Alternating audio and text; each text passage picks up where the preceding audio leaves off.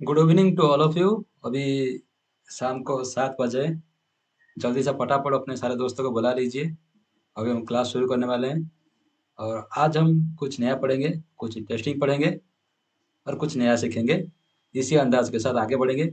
जल्दी से फटाफट अपने दोस्तों से बात करिए और बुलाइए कि सर आ गए हैं, सुधांशु सर आ गए हैं, जल्दी आ जाए, चैनल पर जुड़ जाइए।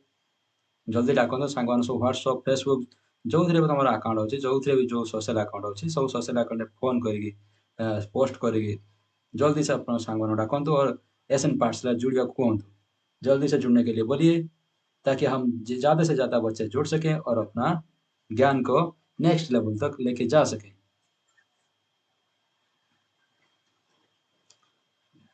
Welcome to chapter 1 mathematical reasoning. पहले क्लास में हम पहले लेक्चर में हम पढ़ चुके थे कि अपना स्टेटमेंट क्या होता है, स्टेटमेंट का ट्रूथ वैल्यू क्या होता है और हम किस तरीके से कंजक्शन किस तरीके से हम स्टेटमेंट को प्रेजेंट करते हैं, कब स्टेटमेंट फॉल्स होगा, कब स्टेटमेंट ट्रू होगा, ये सब के बारे में हम जाने थे। अगर आपने पहले लेक्चर नहीं देखा है तो तुरंत जाइए और पहले लेक्चर देखिए, फिर आके दूसरा लेक्चर देखिए। जदि आपण मैंने प्रथम लेक्चर देखी ना जल्दी जातु आओ द्वितीय प्रथम लेक्चर देखी सारा पर द्वितीय लेक्चर देखूँ। मुझे कहबी कि प्रथम लेक्चर आम बेसिक इंट्रोडक्शन पढ़ते स्टेटमेंट पर, स्टेटमेंट ट्रूथ वैल्यू कौन तापर पढ़ी। जल्दी से फटाफट तुम सांग डाकନ୍ତୁ आ जोड़ी जातु। तो आज हम पढ़ा conjunction, disjunction and conditional.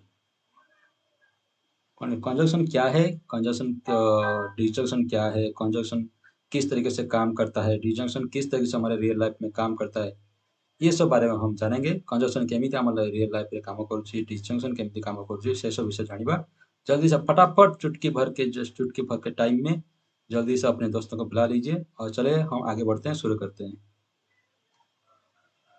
Conjunction actually conjunction है क्या, हम कुछ एग्जाम्पल देखेंगे, किसी एग्जाम्पल देखा, उसके बाद हम उसी एग्जाम्पल से हम अपना कंक्लूजन निकालेंगे कंजक्शन है क्या, कंजक्शन किस तरीके से काम करता है। एग्जाम्पल द्वारा हम पढ़ा और एग्जाम्पल देखा कौन आसुची। Rakesh went to market.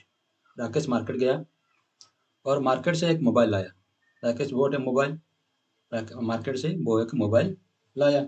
इस दोनों सेंटेंस को क्या हम जोड़ सकते हैं, क्या हम मर्ज कर सकते हैं? ये जो दीटा सेंटेंस अच्छी, राकेश मार्केट को गला, राकेश मोबाइल आनिला, ये दीटा सेंटेंस को कौन हम जोड़ी पारिबा, गोटे सेंटेंस बने पारिबा? बिल्कुल हाँ, जी हाँ, बिल्कुल सही है, हम एक सेंटेंस बना सकते हैं। अगर हम एक सेंटेंस बनाए तो कैसा होगा? Rakesh went to market and bought a mobile. Rakesh market गया और एक मोबाइल लाया। राकेश मार्केट गला और मोबाइल आनिला। तो यहाँ पे जो एंड है, दोनों सेंटेंस में गौर से देखिए। Rakesh went to market, Rakesh bought a mobile, कौन जोड़ा दोनों सेंटेंस को ना? एंड। जो एंड वर्ड है वो एंड, ये जो एंड वर्ड है ये एंड वर्ड ही दोनों सेंटेंस को जोड़ता है। तो जो कनेक्ट करता है उसी को हम बोलते हैं कनेक्टर। तो हमें एंड जोड़ने के बाद जो नया सेंटेंस बनता है, Rakesh went to market and bought a mobile, ये होता है अपना कंजक्शन स्टेटमेंट। अगर हम स्टेटमेंट की भाषा में बोले, पी क्यू के फॉर्म में बोले, if P and Q are two statement, then P and Q are combined by connector, that is and. The new statement is called conjunction and mentioned by P। ये जो symbol है, ये जो symbol है এটা হচ্ছে कनेक्टर सिंबल, ये है, ये कनेक्टर सिंबल है, कंजक्शन सिंबल है P कंजक्शन Q। और जो सिंबल ये जो है ये स्टैंड फॉर क्या? इन्वर्ट। ये इन्वर्ट भी की तरह है ना, माने भी रो उल्टाटा। कहाँ पाई से रिप्रेजेंट माने कहाँ पाई को रखा है ना? एंड पाई रखा है, जिसको हम एंड के अगेंस्ट में हम यूज कर रहे हैं उससे। एक्सियम फॉर कंजक्शन, जिस तरह से हम पहले पढ़े थे, प्रीवियस लेक्चर में हम पढ़े थे, प्रीवियस लेक्चर जिस तरह से हम पढ़े थे उसी तरीके से ये भी, इसमें भी एक्सियम है। और जानेंगे क्या एक्सियम है इसमें। If P and Q are both are true, then conjunction PQ is true. अगर दोनों स्टेटमेंट पी और क्यू दो स्टेटमेंट है और उस स्टेटमेंट अगर सही होता है, दोनों एक साथ सही होता है, तो जो कंजक्शन वाला स्टेटमेंट होता है वो भी सही होगा। यानी कि वो ये कहता है, मैंने से ये कहूँ कि अगर जदि दीटा स्टेटमेंट पी आउ कि दीटा स्टेटमेंट अच्छी से जदि परस्पर ठीक हो ମାନେ ଦିଟା ଯଦି ପରସ୍ପର ସତ୍ୟ, ତାହେଲେ ଯୋଉ କଞ୍ଜକ୍ସନ ବାଲା ସତ୍ୟ ଆମେ ଯୋଉ ଯୋଡ଼ିଲା ପରେ ଯୋଉ ସତ୍ୟଟା ଆସିଥିଲା, ଯୋଉ କଞ୍ଜକ୍ସନ ବାଲା ଯୋଉ ବାକ୍ୟଟା କଞ୍ଜକ୍ସନ ବାଲା ଯୋଉ ଷ୍ଟେଟମେଣ୍ଟଟା ସେଟା ବି ସତ୍ୟ ହବ। ଯେମିତି ଯଦି Rakesh went to market true हुए और Rakesh bought a mobile true हुए। अगर राकेश मार्केट जाने वाला बात सत्य है, सही है, और राकेश मोबाइल लाने वाला बात सही है, तो जब नया मोबाइल बातें जो नया जो स्टेटमेंट हम बनाए थे कि राकेश मार्केट गया और मोबाइल लाया, वह भी सही होगा, वो ट्रू होगा। माने कि अगर जदि प्रथम वाक्य सही ठीक अच्छी आउ राकेश जो मार्केट गला ସେଇଟା ଯଦି ଠିକ ଅଛି ଆଉ जो राकेश मार्केट ରୁ मोबाइल आनिला ଏଇଟା ଯଦି ଠିକ ଅଛି, ତାହେଲେ राकेश मार्केट गला एवं मोबाइल आनिला ଏଇଟା वाक्य भी ठीक है। And false if at least one of P Q is false. अगर दोनों वाक्य में से कोई एक वाक्य अगर फॉल्स होता है, तो वो जो कंजक्शन वाला स्टेटमेंट है वो फॉल्स हो जाएगा। यदि कौन माने दीटा वाक्य पी क्यू जो दीटा स्टेटमेंट अच्छी, यदि गोटे भी स्टेटमेंट यदि भूल होची तुमरो, ताले पूरा कंजक्शन वाला जो स्टेटमेंटटा सेटा तुमरो भूल है।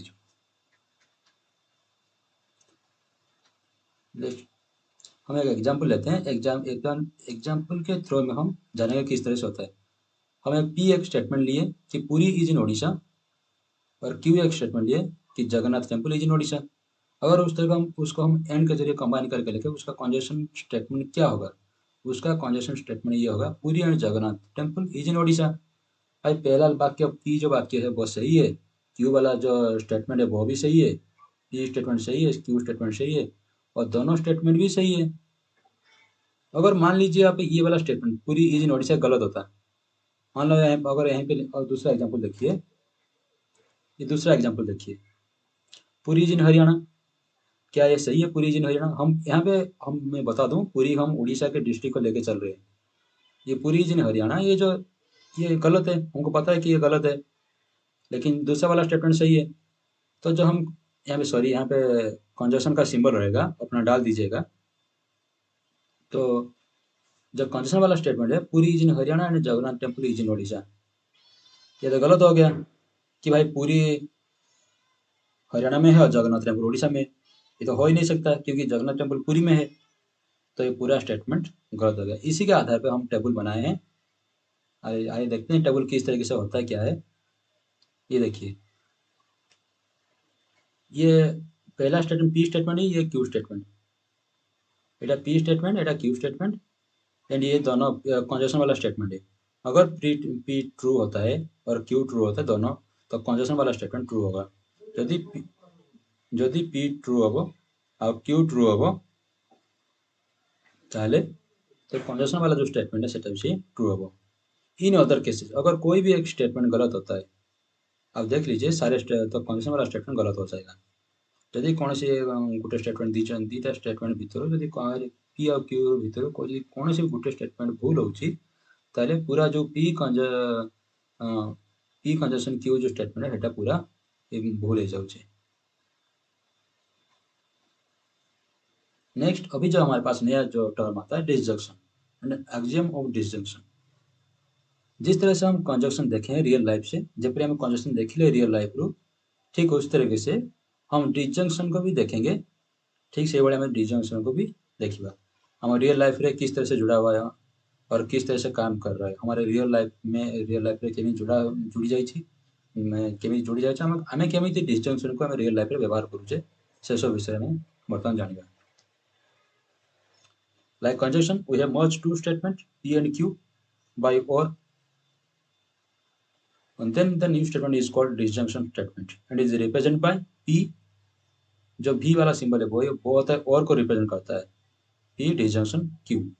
जिस तरह से हम कंजक्शन में दोनों वाक्यों को दोनों सेंटेंस को दोनों स्टेटमेंट को जोड़े थे एंड के जरिए, ठीक उस तरह से हम डिसजंक्शन में भी दोनों स्टेटमेंट को एंड के जरिए जोड़ सकते हैं। हम जोड़ते हैं तो देखते हैं किस तरह से हम जोड़ते हैं। भाई हम मैथमेटिक्स में हम अक्सर ज़्यादा पढ़ते हैं कि x greater than 5, x greater than और इक्वल टू 5। हम एक दोनों एग्जाम्पल लिए, x is greater than 5, x is equal to 5, ये दोनों एग्जाम्पल है। अगर इसको हम जोड़ते हैं तो हम क्या लिखेंगे, x इज ग्रेटर देन और इक्वल टू 5, यही है ना, x इज ग्रेटर देन और इक्वल टू 5, यही लिखा जाएगा ना। इसका मतलब x ग्रेटर देन और इक्वल टू, इस सिंबल का मतलब क्या होता है, आइदर x 5 से बड़ा होगा और फिर x 5 से बराबर होगा। यार माने होची जे x होची 5 टू बड़ हबो नले 5 से समान हबो, दुटा तो एका साथ रही पारिबो ना, जोटा गुटे हेले ही हबो। तो जदि for value x greater than equal to 5, disjunction proportion is always true. जदि x रो वैल्यूटा 5 रु बड़ हुए, 5 रु बड़ कि 5 रु समान हुए, तार जो डिसजंक्शन प्रोपोजिशनटा सब सत्य ही हम, ट्रू हम। मतलब अगर कोई अगर x का वैल्यू होता है तो 5 से अगर बड़ा होता है तो उसका जो वैल्यू है वो क्या है, हमेशा ट्रू आएगा। For value x less than 5, अगर x का वैल्यू हम 5 से छोटा लेते हैं, यदि x मान माने मूल्यटा 5 छोटो नौचे, देन उस समय जो बहुत स्टेटमेंट होता है, यानी कि जो कंजक्शन वाला स्टेटमेंट होता है वो फॉल्स हो जाएगा।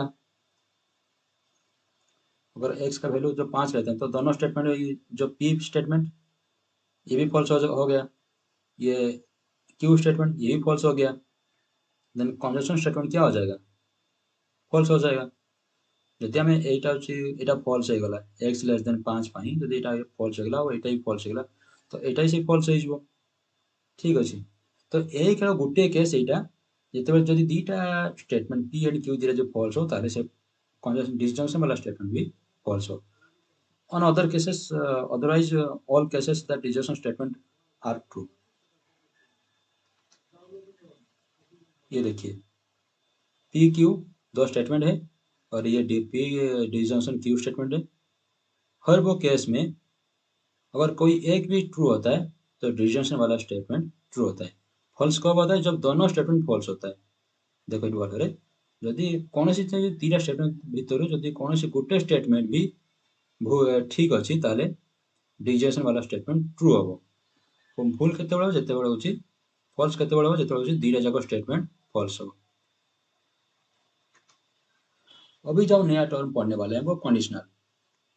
कंडीशन क्या है, शर्त, हिंदी में बोलते हैं ना शर्त, शर्त उड़िया में बोलते हैं शर्त या शर्त। तो जनरली हम बातें करते हैं कि जब भी कोई कुछ लेन देन का काम होता है तो हम क्या करते हैं, कुछ कंडीशन रखते हैं, भाई तू मुझे ये दे दे मैं तुझे ये दूंगा, आज तू मेरे जगह काम करा ले तो मैं तेरे जगह काम कर लूंगा, अगर तू मुझे कुछ पैसा देता है मैं तुझे अनाज दूंगा। ये जो अगर टर्म होता है ये क्या होता है, ये कंडीशन है। उड़िया में क्या होता है कि जदि उड़िया कौन कह आम जदि तू मत ये दबू ताले मुझे तो ये देवी, जदि तू मत आज पैसा 2 टଙ୍କା दबू मुझे काली 5 टଙ୍କା देवी। ये जदि टर्मटा कौन एटा गोटे गोटे गोटे गोटे कंडीशन। तो जदि टर्म ये सब टर्म लगी, ये अगर ये सब टर्म अगर ये सब जो टर्म है ये सब टर्म अगर लगा के हम वाक्य गठन करते हैं तो वो कंडीशनल। इंग्लिश में क्या है, if only if and only if, इस तरीके का टर्म सेंटेंस में लगा हुआ है तो वो सेंटेंस क्या है, कंडीशनल स्टेटमेंट है। A proposition of type if p then q, अगर इफ लगा के कोई स्टेटमेंट पी स्टेटमेंट रहता है देन क्यू स्टेटमेंट रहता है तो उसको हम कंडीशनल स्टेटमेंट बोलते हैं। और उसको हम कुछ डिफरेंट वे में लिख सकते हैं, जैसे कि P is sufficient for Q, P is sufficient for Q इसका मतलब है जी अगर मतलब पी ही जरूरी है क्यू के लिए, क्यू जो होने के लिए, क्यू जो स्टेटमेंट है उसको कंप्लीट करने के लिए वो सक्सेस होने के लिए पी जरूरी है। जैसे कि मैंने जो क्यू स्टेटमेंट मैंने फुलफिल होगा पी स्टेटमेंट जरूरी निहात जरूरी। जदि आम एग्जांपल देखा, अगर हम एग्जांपल देखे